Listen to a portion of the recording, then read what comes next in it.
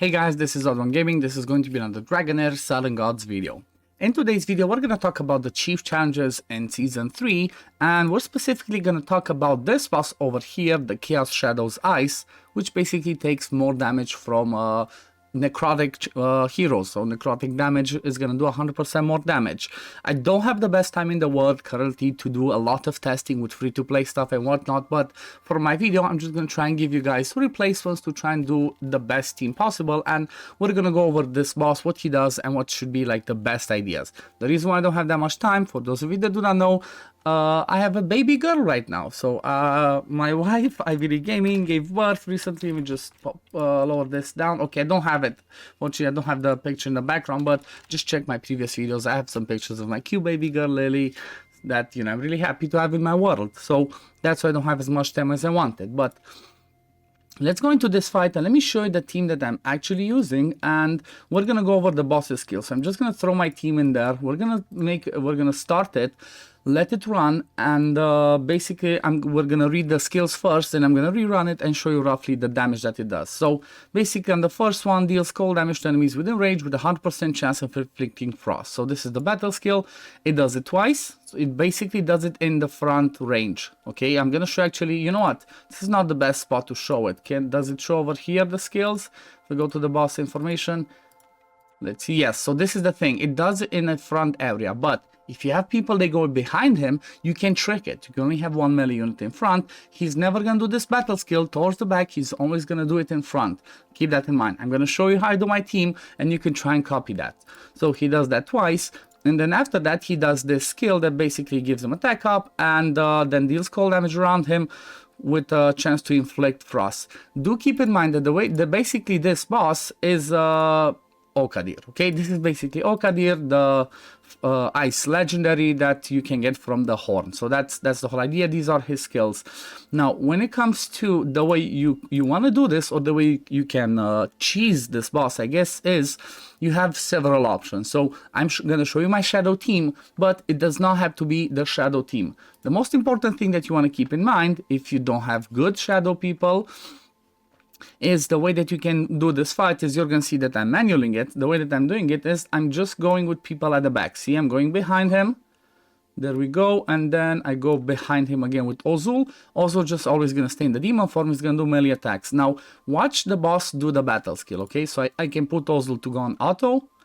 Look, see, he does not turn around, he does not hit in the back. So if you want to, you know, at least while it's during the chief challenges, if you have this exact same team, you're gonna want to manual it. That's what I will be doing. I'm always gonna manual Aspalta so she doesn't jump in front, because if she does that, she's gonna get damage from the battle skills as well, and you want to take as little damage as possible. But if you do that, she always stays there. If you let her go on auto, let me just show you once what she does. She attacks, and then she comes towards the side. She comes in front, and then now watch the battle skill of the boss, how it goes. It's gonna hit her. So let's see. You see the frost is almost falling off. Battle skill, it hit her. So you get what I mean. This is the way that you can do it. Or obviously another option, if you're not going to be using shadow, or if you're going to use shadow just ranged ones, you're going to be just fine. If you're only going to use ranged apart from your tank, then that should be the easiest fight ever, because the boss is only going to hit your melee unit, which in my case is Quesetia. Quesetia can be any other tank. It can be Ripekas, it can be I think Loris is one of the ones. Basically any tank that brings you something in this fight. If they bring attack penalty, if they bring you self-healing, shields, whatever, whoever your tank is going to be, doesn't matter. You're just going to need to keep that one alive, and you're basically going to be good to go. If you have all ranged, you're going to be just fine.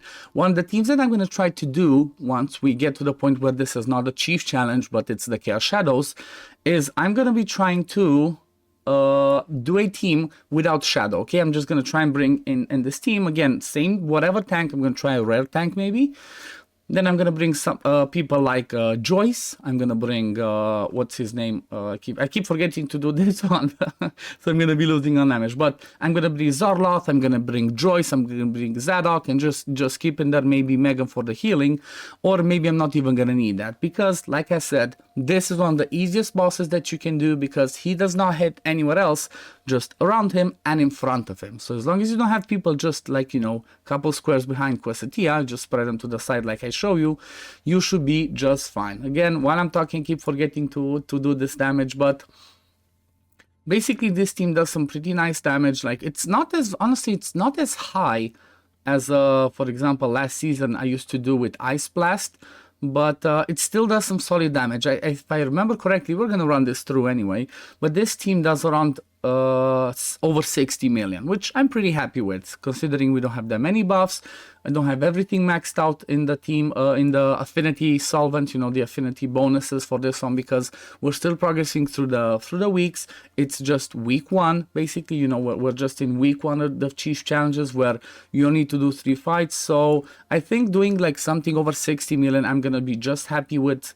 Basically, this is my best team, because I invested all my affinity solvent in the Necrosis plus lightning pairing this season, because you know what, like I said, I got Ozul as my first ever exclusive legendary that also has his exclusive artifact. So I said, you know what, even though it might not be the best option because supports are a little bit tricky over here, at least I don't have the best supports, I said, you know what, I'm just gonna go all in on this one, and I'm just gonna have fun with it. You know, it's a little bit of a competitive server this season over here, but I'm still having fun. Ozul is pretty nice to play around with, and Shadow in general is a pretty interesting one, because as you can see, like, I'm not sure if you guys noticed, but I pretty much have defense penalty on all the time. I already mentioned this in my previous video where I did my Vortex team that was Shadow. Because of the way that their energy works, the Shadow energy, and the way that they boost each other, like, you know, Taldi and Espalta especially, you basically come back, like, defense penalty fell off, Taldi just placed it back on. So Shadow is arguably the best one at consistently landing that and consistently keeping the defense penalty down. Even if you don't have Witch's Remains, you know, the Crown of the Unclean, same thing. As long as you don't get bad RNG 3%, you're pretty much going to have the defense penalty on all the time. And that's what allows you to pump out a ton of damage with this team. But, you know, the only downside, like I said, for this team is I need to manual Espalta, unfortunately. However, the good thing about this is the fact that, you know what, I only have to do it once per week. Once we get to the part where it's the Chaos Shadows, I don't really care, because I can easily hit 22 million crush with just 2 Shadow. I'm going to be hitting 22 million easily, and then I can just go on with my day, and that's going to be about it. But yeah, obviously Ozul being the exclusive legendary, having the exclusive artifact, he's gonna do a ton more damage. So I think that if you don't have Ozul, you might expect to see somewhere like maybe half the damage, or like 60% of the damage that you see that I'm doing, because, well, you see how much damage Ozul actually does. So out of all the damage, 67% of him is Ozul, and then like 15 million is done from Espalta. So it, you know, at the end of the day, having, you know, if you do get lucky to get an exclusive legendary and his exclusive artifact, I'd expect him to be, you know, a level up compared to the other ones. This one might be my best damage, actually. Like, I don't think I ever did 69 minutes. I think, you know what, just for the sake of it, since I'm recording this video, I'm just gonna save it, but let's just have a look actually at the...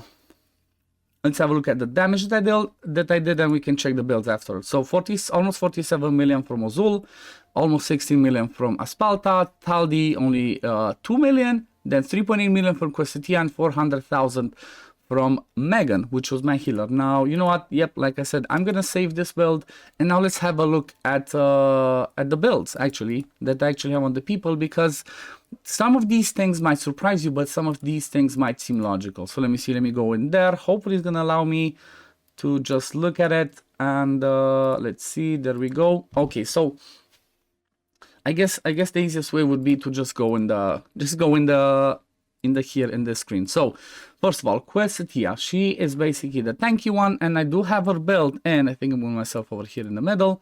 I do have her build in the Tundra's Tenacity, because this one, she's basically going to take 25% less damage.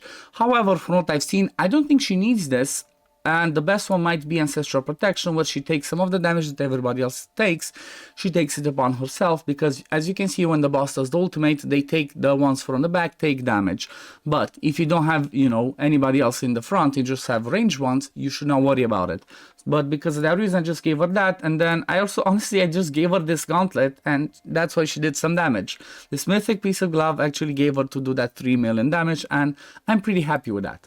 I do run the Hourglass on her, so she comes back to her ultimate as often as possible, but if you don't have the Hourglass, you can just run the Spiritual Incense Burner, and that, paired with the recharge speed penalty and her ultimate, and Megan boosting her, you should pretty much have the attack penalty, 80% of the fight, the boss should have attack penalty. Now if we move over to Spalta, she's in a damage build. I don't have a 3-piece set on her, unfortunately. I do have the glove, which another quirky thing about Shadow. I don't think this one influences Shadow people because they don't have ultimate energy. So they don't have the recharging speed for their ultimate energy, unless I'm wrong, unless I'm mistaken. But I don't think this affects them. So this set, the Chaos Symbiosis, which increases your damage by 35%, 35% is the ideal set for you to use on Chaos, on Shadow people, because again, they're not influenced.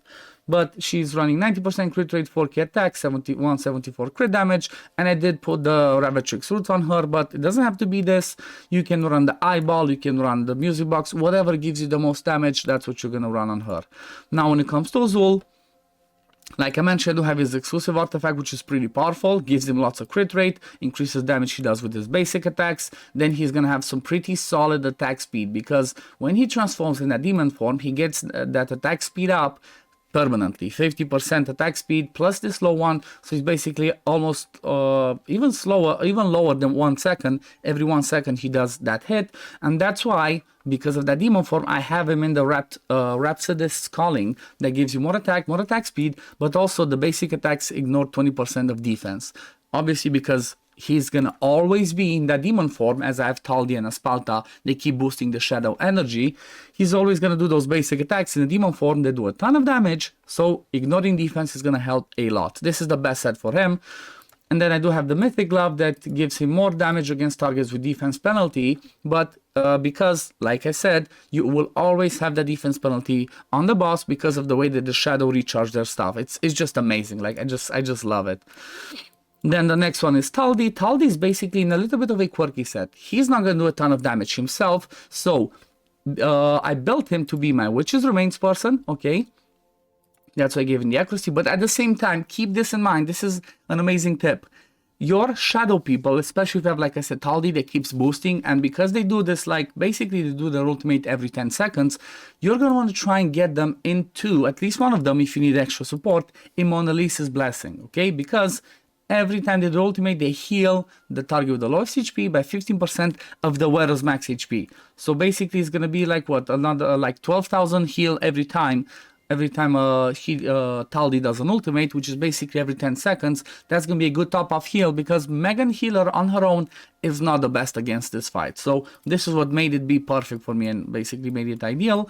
And then the last one of the team was Megan. Pretty standard build. I just gave her the horn because, you know, brought a little bit more damage on the people that were affected by this, by the horn.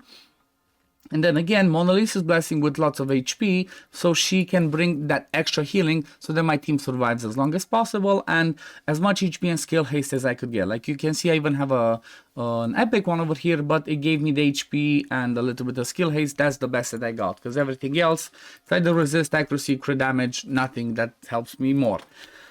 But yeah, I guess this is gonna be it for today, guys. I hope I gave you an idea, like I said, of how fun, I guess, the shadow is, and I hope the tips that I gave at the beginning about tackling this boss should give you some ideas to at least get to the 22 million, because they seem pretty easy, I'm not gonna lie. Even if I remove all the legendary artifacts, the exclusive legendary, I'm 100% sure everybody can do 22 million, because you just have to have one tank in front, everybody else in the back, and you're good to go, because the boss does not attack towards the back. But anyway, thank you all for watching, guys. As always, if you do enjoy my content, don't forget to like this video, subscribe to the channel to see when I upload next, and we'll see you on the next one. Peace, love, take care, everyone. Bye, guys.